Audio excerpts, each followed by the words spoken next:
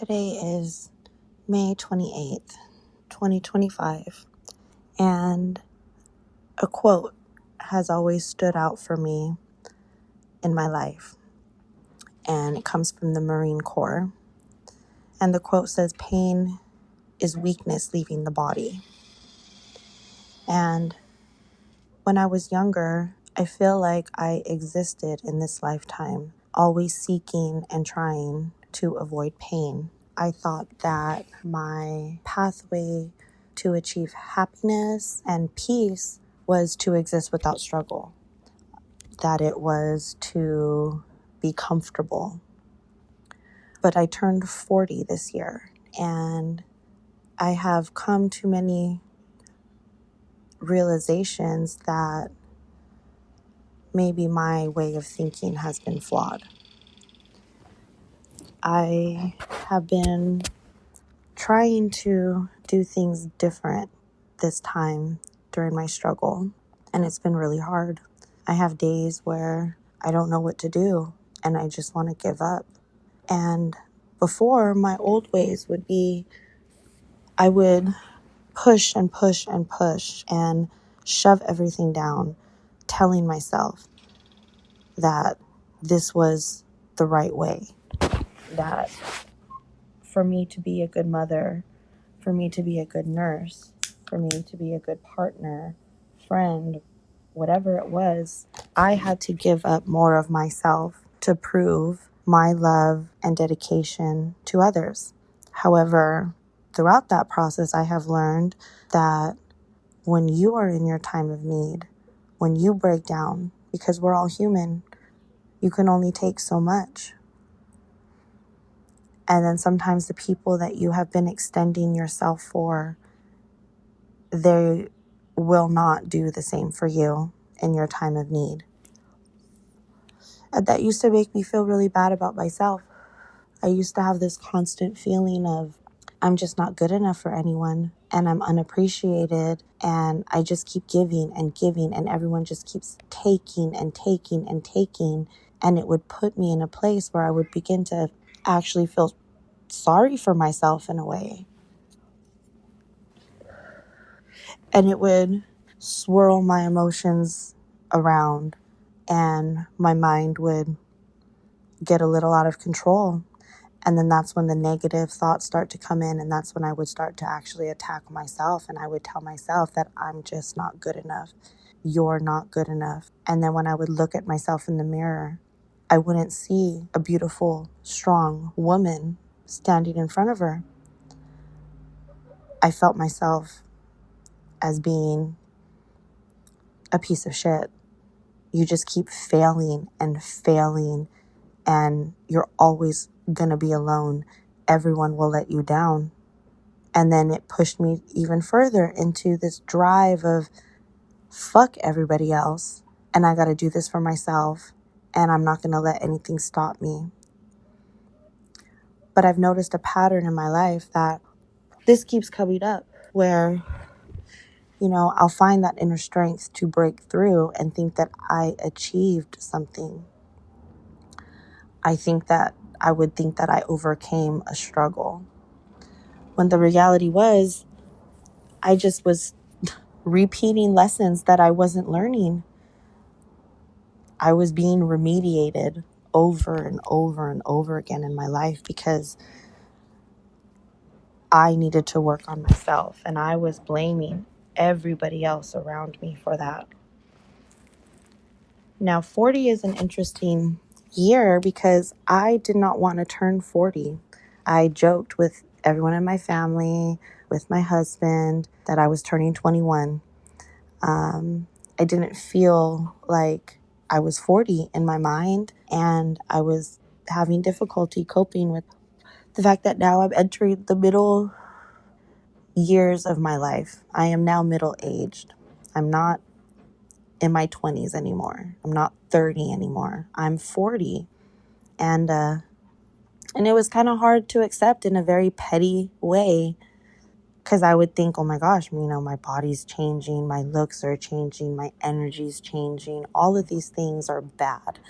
And I didn't think about at all that the number 40 is very significant in the world, in the universe, however you want to look at it. The number 40 comes up over and over and over again. It even comes up in the Bible. And, it rained for 40 days and for 40 nights. And, Lent is 40 days long. And what is the significance of all of this? Why 40?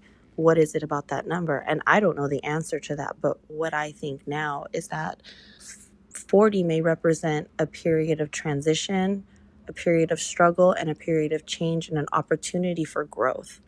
So instead of feeling like, oh my God, I'm just getting older and I'm losing time, now I have to force myself to look at it as, you know what?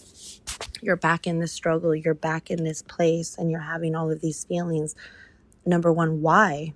Why is this all triggering you so much? Why is it making you so emotional and you're struggling with this? And why am I so uncomfortable again? And this isn't fair. All of those feelings are real and valid, but they serve no purpose to change anything. So then I ask myself, what can I do about it? And I think the answer has to be that, back to that motto of the Marines, pain is weakness leaving the body. And I think back to the last time that I was sick and I was injured and I was physically incapacitated and not able to carry out my day-to-day life, and I could no longer be the one that everyone could depend on. I now needed to depend on other people, and it wasn't happening. I was being let down. And at that time, it pushed me into a very deep, dark depression, actually to the point of being extremely suicidal and coming up with a plan and writing a letter. I checked into a hotel. I had every intention of ending my life that day. And by the grace of God, things lined up in a way that I didn't do that. And I decided in that moment that I wanted to never feel like that again. And so still, I hadn't learned my lesson though. I still went back to okay, suck it up, fake it till you make it, push through, shove it all down. And I did. And it worked for a while. And then now I'm back in this place. Why? Why does this keep happening? I faced a moment recently where I was injured at work. And due to that injury, it has not allowed me to return to work and work at my full capacity. And now I'm facing the future of, the possibility that maybe I won't be able to do this job anymore. And that was really hard for me because I worked so hard with the goal of being a nurse, becoming an RN. I set a goal for myself in my early 20s that I wanted to make it in my career far enough that I would be able to bring home at least $100,000 a year in my salary. And that was my goal. And I worked super hard to get it.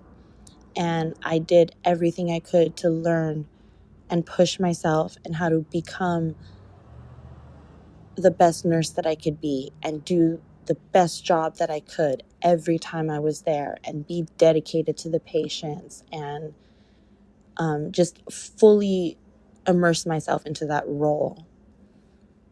And the thought of giving that up after 13 years, I have been this person where people would introduce me and, this isn't my friend Jenny anymore. This is Jenny. She's a nurse. And that was my identity. And then what if I can't be a nurse anymore? What if I can't go back and be this person that people once looked to for answers, looked to for mentoring and for guidance? And I didn't want to let that go. It was my ego holding on to that job. I felt that if I lost that, I wouldn't be me anymore. But now that I'm literally being forced to sit in this space because I cannot do anything about my injury right now, I have to let the medical treatment play out. I have to let the workman's comp process play out. I have no choice but to sit in this. And then I'm faced with other issues with my health now, chronic medical conditions and new medical conditions that are making my life extremely uncomfortable and difficult. And I still have all of these responsibilities. I still have young kids to look after. I have my grandkids. I have my husband who isn't in a place right now to take care of himself. He's sick too. He's injured too. And so I was feeling very overwhelmed with all of this responsibility, like the weight of the world. And every day I'm just waking up and trying to smile through it, trying to just get through the day, get through the next 5 minutes, get through the next hour. But I still kept coming back to this moment where I would be so frustrated and feel so triggered and feel so emotional and sad and mad, and there's no solution. I can't change how other people are going to act. I can't change how things are going inside my body to a certain extent. I only have so much control.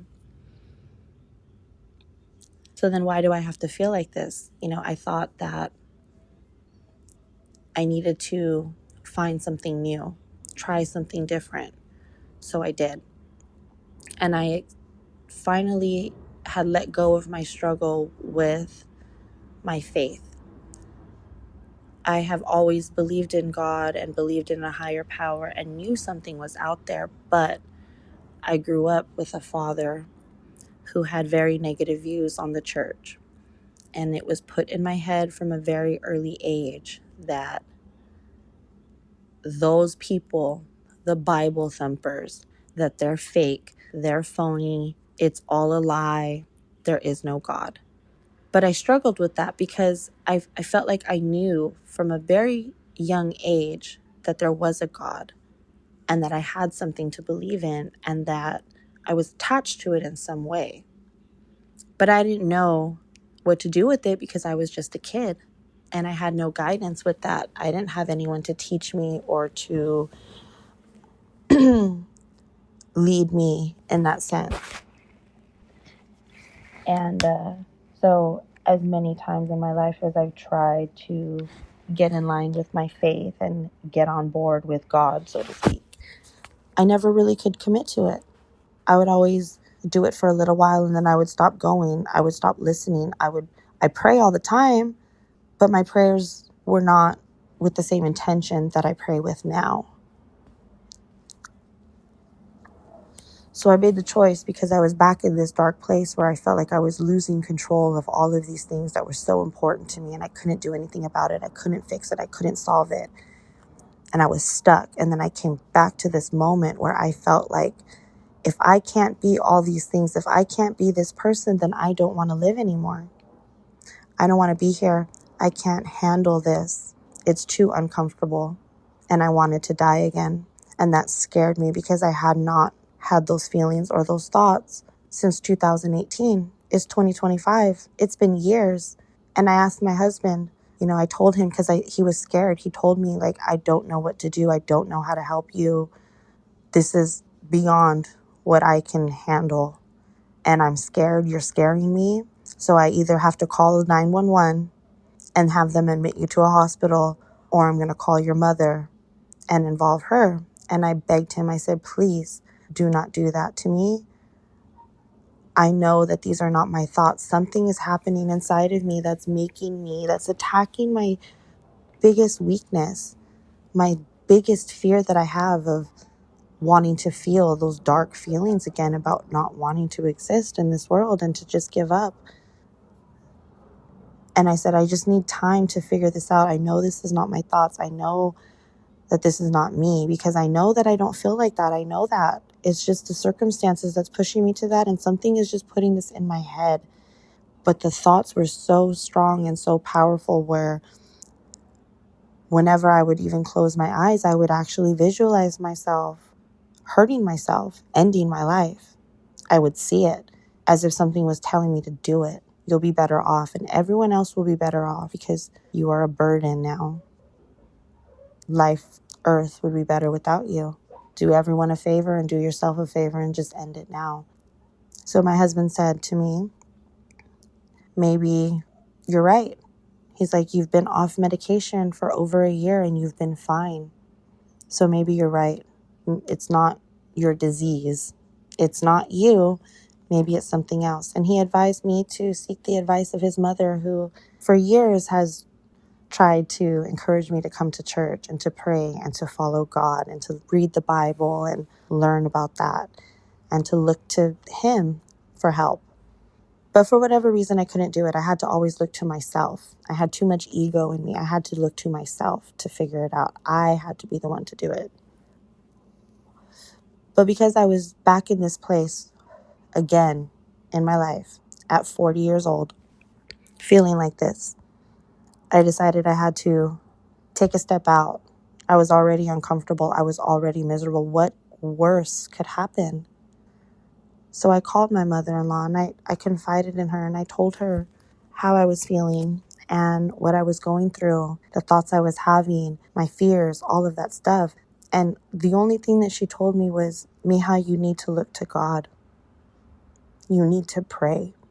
And I prayed with her with the most intention that I had ever prayed. And I told God, I will walk with you if you walk with me, but I do need help and I need a little sign that this is real. I need you to show me, prove it to me, and I will be faithful, regardless of how much it comes up that my old thinking from my father, like, you're being fake, you're one of those people now, the Bible thumper. But I decided I had to put my pride to the side and not worry what anyone was going to think or say. And if this was going to help me, then I just need to do it. And so I did, and I made a commitment that very day. And those thoughts disappeared. They went away and they haven't come back. Even in my moments of feeling tremendous stress and anxiety or sadness or anger, the thought has never come back in my head that I need to end it all. My thought now is that I do pray, I stop and I ask, I don't know what to do. I don't know where to see, but open my eyes and open my heart to solutions. But it was still super slow progress. And today I had a revelation, so to speak, because I realized, what is it about all these circumstances that are triggering me so much, and why is it triggering me? And instead of looking at the outside, I need to look in. If I take away all of the stuff, all of the costumes and the masks, what is left behind? Who am I? And if I'm really in a position now where I may not have a choice about what I'm going to do for my career, what am I going to be able to do physically? And I've always been an extremely driven person and strive to always have my independence so that I didn't have to depend on anybody, because I wanted to protect myself. I didn't want to depend on someone and then be let down and be disappointed and be hurt. So instead, I just thought, I have to take it all on. I have to do it. I got to do it. It's all on me. It's all on me. So today I realized when I was sitting in prayer, the message I heard is to look inside. What is the lesson that you really need to learn? And I think what that is when I was training for a marathon, that was my way of taking control of my body. I was suffering with a herniated disc that was pressing on nerves and causing severe nerve pain that was untreatable with medications, with therapy, with injections, all these things. With medical treatment, nothing was working. I was getting worse. So I decided I got to empower myself. And my only thing I could think of is, my whole life I've been an active person, played sports, did dance. I got to get active. I have to move my body. I have to build my strength. So I started working out 6 days a week, eating better, stopped drinking too much caffeine, drank more water, and I started running. And my son came up with the idea that he wanted to run in a marathon. So I began training with my son. My son inspired me to do this with him.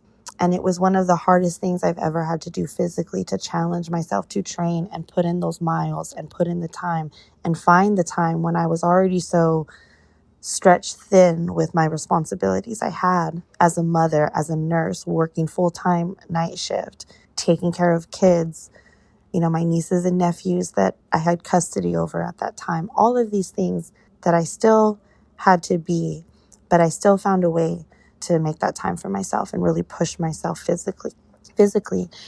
And I was able to compete and finish the race. And I pushed myself to sign up for more because I needed that motivation. I needed a goal to reach. So if I kept signing up for races, I would keep training and I could keep myself physically active, and my pain would be better. My sleep was better. My mood was better. All these things were better. And I was comfortable again. And I thought I had solved it. I thought I figured it out.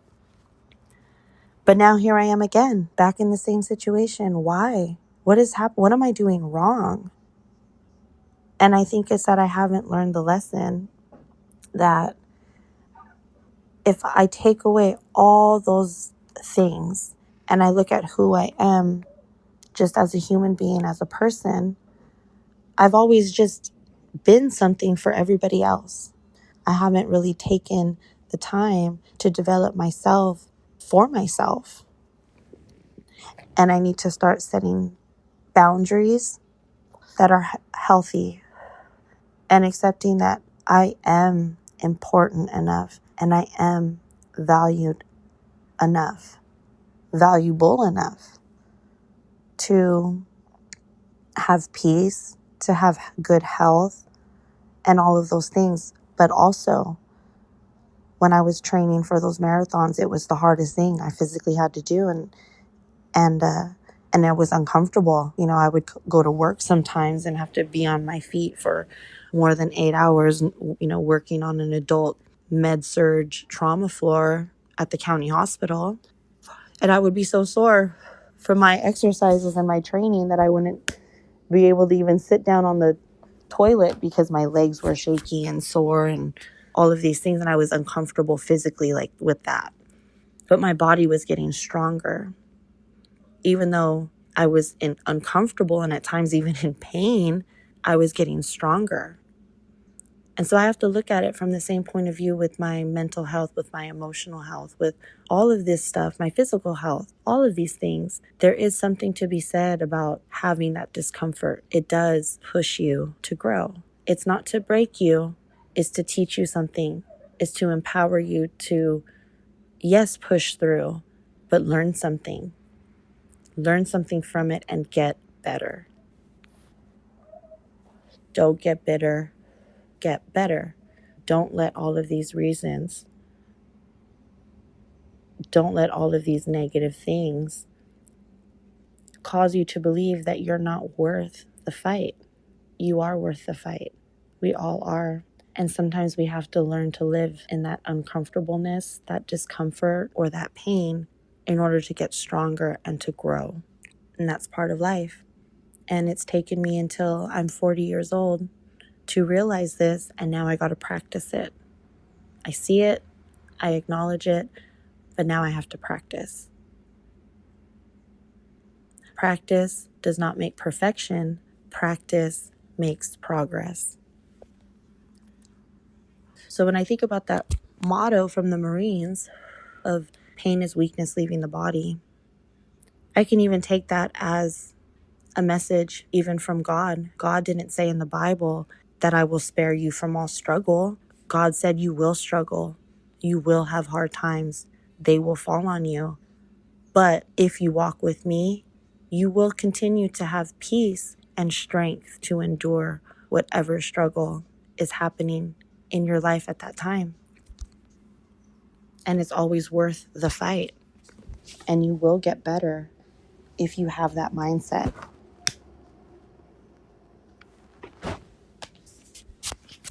And one of the most uncomfortable things for me is hearing my own voice for some reason, or seeing myself in photographs or on video. It makes me literally cringe whenever I see it, and I still haven't quite figured out why.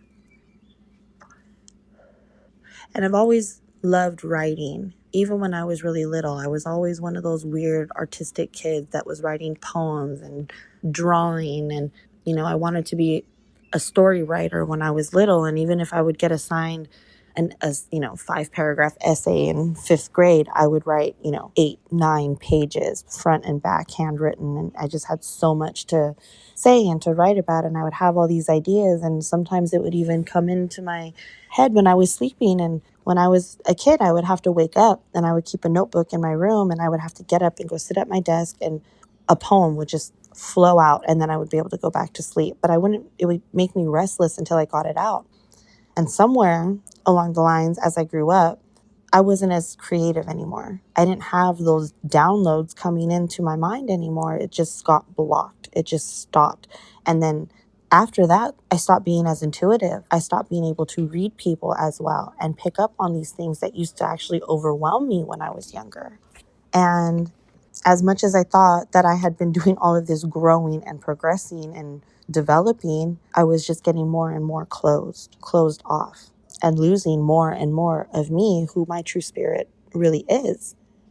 Because all of these masks, all of these things that are truly artificial in life were taking over.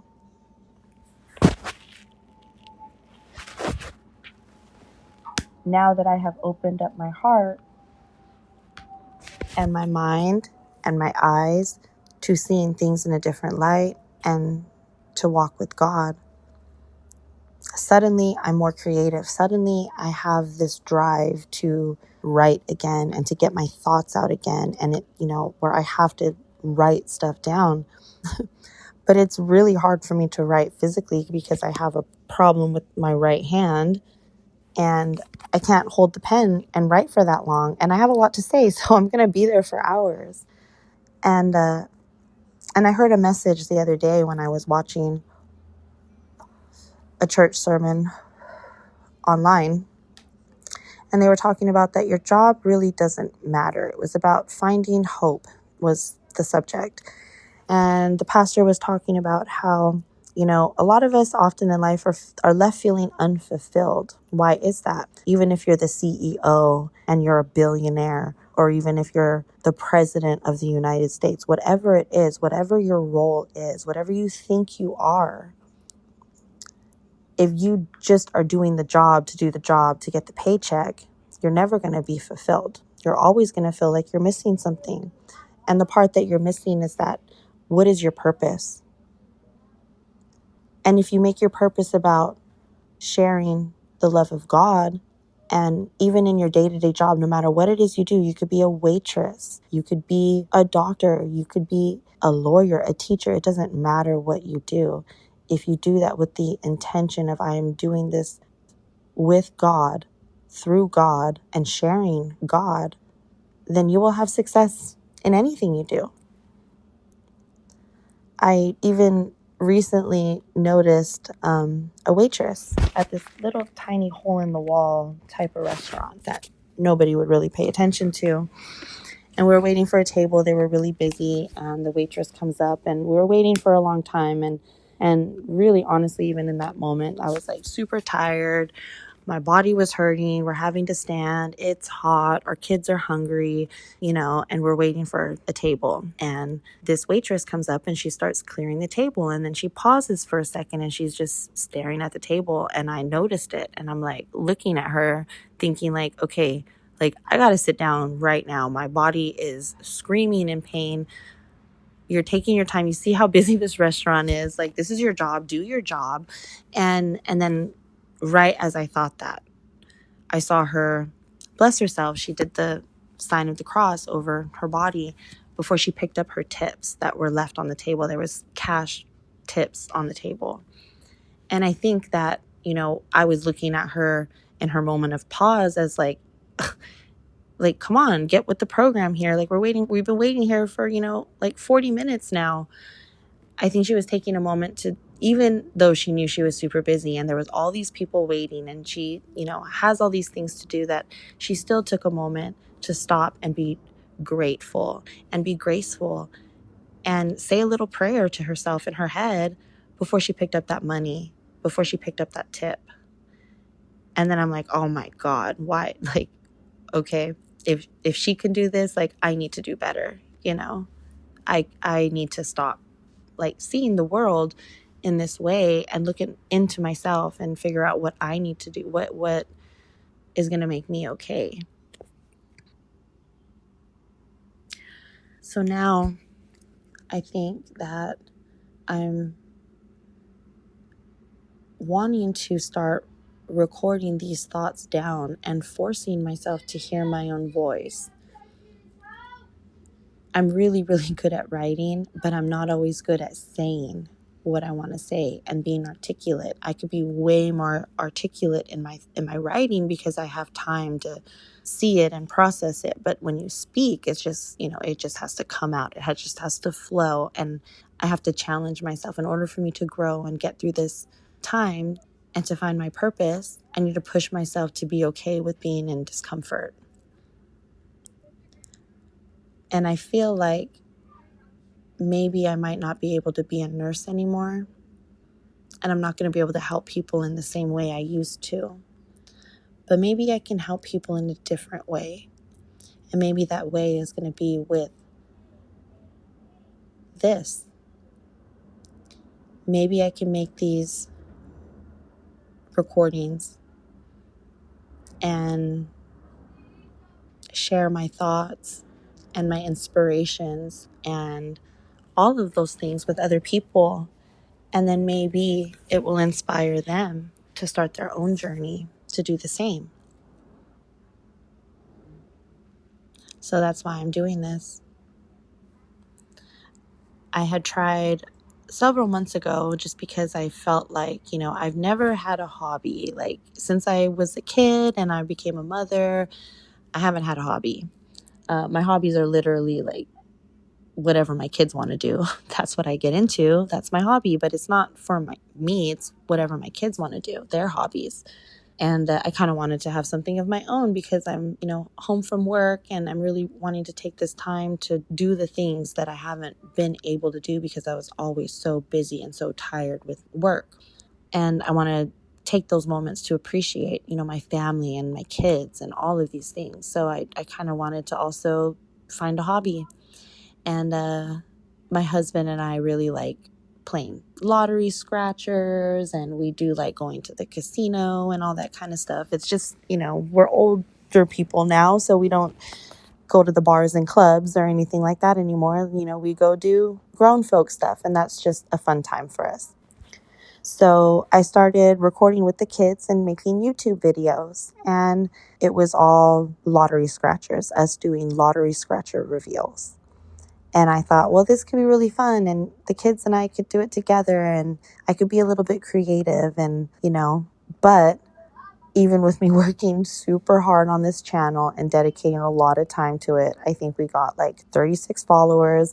Most of the people were people I knew.